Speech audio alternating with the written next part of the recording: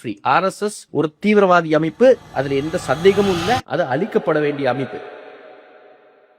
காங்கிரஸ்ல இப்போதைக்கு 2 பேர் தான் சூப்பர் ஹீரோஸா இருக்காங்க. ஒன்னு ராகுல் காந்தி, செம ஸ்மார்ட். இந்த ஜென்சி மீட்டிங் பாருங்க, செம்மையா போயிட்டு இருக்கு. கோட்டால ஏதோ நல்லா அட்ரஸ் பண்ணியிருக்காரு, புள்ளி விவரமா எடுத்து வச்சிருக்காரு, எவ்வளவு பணத்தை கவர்மெண்ட் ஆஃப் இந்தியா ஜென்சி கிட்ட இருந்து லூட்டி அடிச்சிட்டு இருக்குன்ட்டு எக்ஸாம் பேர்ல. This is the NEET exam and this figure is an insult to this country. This is a crime. 22 lakh students exam लेते हैं नीट का. 1,32,000 करोड़ रुपए 22 लाख परिवारों के जेब में से खींचा जाता है.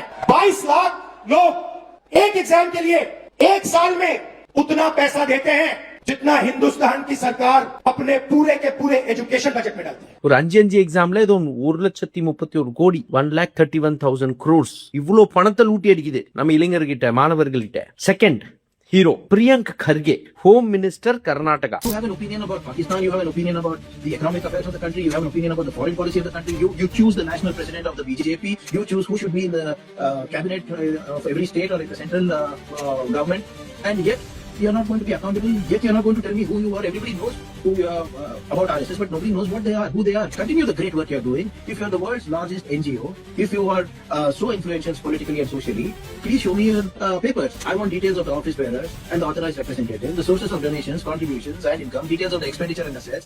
RSS வெச்சு புளிஞ்சு எடுக்கிறான் மனுஷன். இந்த மாதிரி RSS ஒரு சேலஞ்சே பார்க்கல. RSS is an unregistered organization prove பண்ணிட்டார், ஒரு letter அனுப்பிச்சாரு. Karnataka government had directed the activities of RSS are secretive and it must register. What is your response?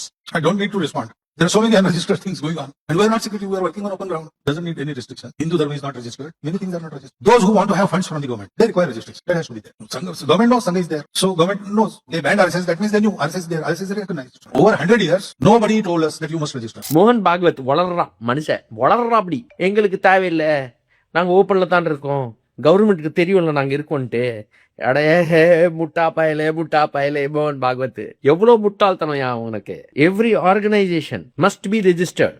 நீ ஃபண்ட் கலெக்ட் பண்ணனா, பப்ளிக் ஃபண்ட்ஸ் நீ கலெக்ட் பண்றியா இல்லையா, நீ லேண்ட் ஓன் பண்றியா இல்லையா, நீ பில்டிங் கட்டுறியா இல்லையா, ஹெட் குவார்டர்ஸ் இருக்கு, லேண்ட் இருக்கு, RSS ஹெட் குவார்டர்ஸ் இருக்கு, but still we will not be registered. In fact, foreignல இருந்து அவ்வளவு ஃபண்ட்ஸ் வருது RSSக்கு. பட் நோ, ஹவு, ஏன் மிஸ்டர் மோகன் பாகவத் ஏன் அப்படி ஏதோ விடுறாரு மனுஷன் டொமால் டுமில்ன்ட்டு. But anyway, Priyank Kharge, you have hit it in the right way. இப்போ வேற ஸ்டேட் கவர்மெண்ட்ல இருந்து நம்ம தமிழ்நாடு ஹோம் மினிஸ்டர் மிஸ்டர் விஜயும் RSS கிட்ட இந்த மாதிரி கேள்வி கேட்டாருன்னா சூப்பரா இருக்கும். கேரளாலையும் அங்க காங்கிரஸ் கவர்மெண்ட் இருக்கு, அவரு கேட்டாருன்னா சூப்பரா இருக்கும். தெலுங்கானால ரேவந்த் ரெட்டி அவர் ஹோம் மினிஸ்டர் கேட்டாரும் சூப்பரா இருக்கும். South India must be RSS free. கண்டிப்பா RSS ஃப்ரீ. RSS ஒரு தீவிரவாதி அமைப்பு, அதுல எந்த சந்தேகமும் இல்ல, அது அழிக்கப்பட வேண்டிய அமைப்பு. விரட்டணும். பார்க்கலாம்.